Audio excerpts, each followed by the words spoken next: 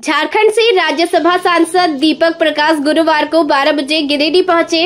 इस दौरान इन्होंने नया परिषदन भवन में एक प्रेस वार्ता की। प्रेस वार्ता का मुख्य उद्देश्य प्रधानमंत्री नरेंद्र मोदी की प्रधानमंत्री के तौर पर 11 साल के कार्यकाल को पूरा करने पर आधारित था। इस मौके पर नरेंद्र मोदी के 11 साल के कार्यकाल को दीपक प्रकाश ने सेवा, सुशासन और गरीब कल्याण का बताया। कहा कि भाजपा की सरकार नरेंद्र मोदी के नेतृत्व में जब वर्ष 2014 में सत्ता संभाली तो विकास और विरासत दोनों को आगे बढ़ाने का काम किया। विकास को लेकर प्रधानमंत्री ने गरीब, किसान, महिला, युवा और यहाँ के छोटे छोटे कारीगरों के लिए कई विकास के काम किए। आयुष्मान भारत योजना, उज्ज्वला योजना, किसान समृद्धि योजना, राशन वितरण, विश्वकर्मा योजना जैसे कई योजनाओं को चलाकर देशवासियों को आच्छादित करने का काम किया। वहीं विरासत के तौर पर राम मंदिर का निर्माण किया गया। आने वाले समय में सीतामढ़ी में भी भव्य राम मंदिर बनाया जाएगा। कहा कि चारों धामों को सड़क से जोड़ने के लिए काम किया जा रहा है। कहा कि शिक्षा, स्वास्थ्य और इंफ्रास्ट्रक्चर के माध्यम में कई काम किए गए। प्रेस वार्ता के दौरान झारखंड के हेमंत सोरेन नेतृत्व वाली गठबंधन सरकार को घेरते हुए दीपक प्रकाश ने जमकर हमला बोला। कहा कि हेमंत सोरेन की सरकार भ्रष्टाचार में चूर है। झारखंड का विकास रुका हुआ है। गिरिडीह में पानी और बिजली की घोर समस्या है। भीषण गर्मी में लोग पानी के लिए परेशान हैं। इतनी समस्या के बावजूद यहाँ की सरकार और मंत्री चुप बैठे हुए हैं।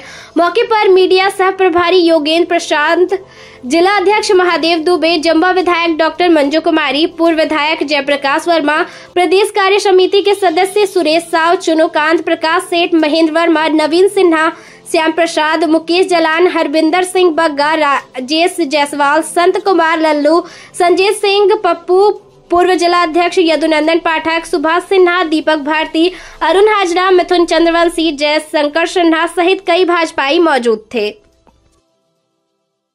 जी, सबसे पहले गिरिडीह जिला के लोकतंत्र के प्रहरी, लोकतंत्र के चौथे स्तंभ और लोकतांत्रिक मूल्यों की रक्षा के साथ जन मुद्दे को अपने अपने, चाहे प्रिंट मीडिया हो चाहे विजुअल मीडिया हो, उसमें अपने स्थान और विचारों को रखने के लिए मैं आपको दिल की गहराई से आपका अभिनंदन करना चाहता हूं, बधाई देना चाहता हूं। चाहे प्रिंट मीडिया के लोग आए हों चाहे विजुअल मीडिया के लोग आए हों।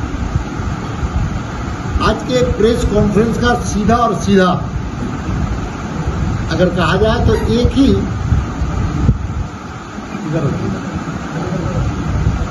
ही उद्देश्य, एक ही लक्ष्य है, और वो क्या है कि नरेंद्र मोदी जी की सरकार 11 वर्ष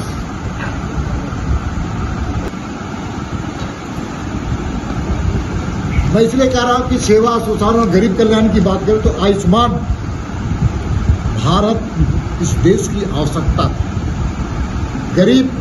गरीबी के कारण अपनी बीमारी का इलाज नहीं कर पाते थे, और कर भी पाते थे तो जमीन को बंधक रख करके, गिरवी रख कर लोग करते थे।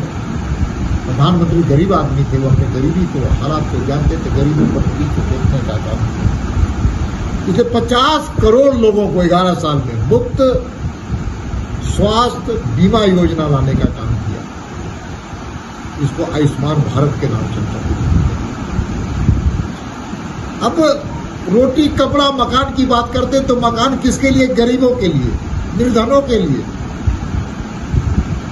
इसलिए प्रधानमंत्री आवास योजना में करोड़ों गरीब लोगों के घर बनाए जाते हैं, 4 करोड़ से। अब पानी के बिना लोग बीमारी से ग्रसित हो जाते थे।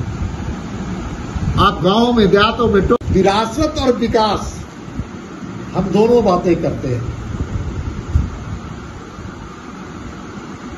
विरासत और विकास, तो विकास के बारे में हमने चर्चा किया, विरासत के बारे में मैं आपको ले जाना चाहता हूं। ये सरकार विकास के साथ विरासत को भी संरक्षित, सुरक्षित और आगे बढ़ाना चाहती है। इसलिए हमारी विरासत को लोगों ने, पिछली सरकारों ने खोने का काम किया। अब जब हम आए तो हमने कहा था कि राम मंदिर, अयोध्या में भव्य राम मंदिर बनाएंगे। मोदी जी की सरकार ने भव्य राम मंदिर बनाने का काम किया। आपको जानकर के खुशी होगी कि अब तो सीतामढ़ी में भी मां जानकी के नाम पर भव्य राम मंदिर बनेगा, क्योंकि राम सीता के बिना अधूरा है और सीता राम के बिना अधूरा है। तो जानकी माता के नाम पर सीतामढ़ी में भव्य राम मंदिर बनेगा। और 4 धाम है हमारे,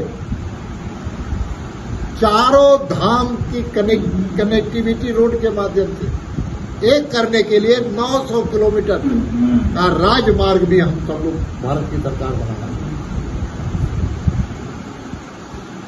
और हम सबको जानते हैं, आप बनारस में किस प्रकार के पहली हालत थी काशी विश्वनाथ के राज क्या है। आप सोमनाथ मंदिर को जाके देखिए, उज्जैन को देखिए। तो विरासत और हमारी संस्कृति और संस्कारों का भगवान बिरसा मुंडा के नाम पर का जन्म था, जयंती होती थी, लेकिन भारतीय जनता पार्टी की सरकार ने, केंद्र की सरकार ने जनजाति गौरव दिवस मनाने का कहा। और तो और जो प्रिवी ट्राइब जो आदिवासी में भी जो सबसे पिछड़े दलित थे, जो मूल लोग थे, उनकी चिंता कोई किसी ने नहीं किया। उसके लिए भी अलग से योजना जन मन बना। और देश का पहला राष्ट्रपति आदिवासी, वो भी महिला, अगर किसी ने बनाने का काम किया तो नरेंद्र मोदी जी की सरकार ने किया। मध्यम वर्गों के लिए अगर बात की जाए तो इनके इनकम टैक्स में रिबेट देने का अगर कोई पहली सरकार किसी ने काम किया, जिसको इकोनॉमिकल बैकवर्ड सेक्टर कहते हैं, उसको भी दिया।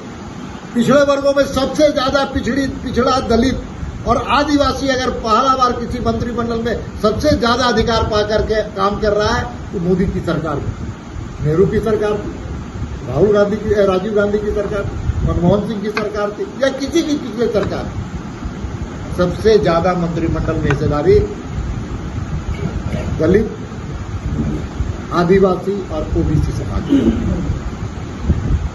पिछड़े समाज को 10%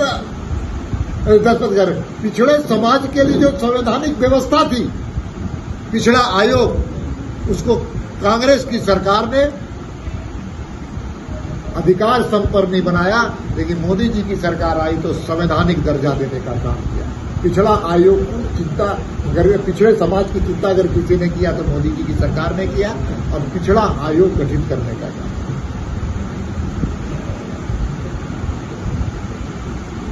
चाहे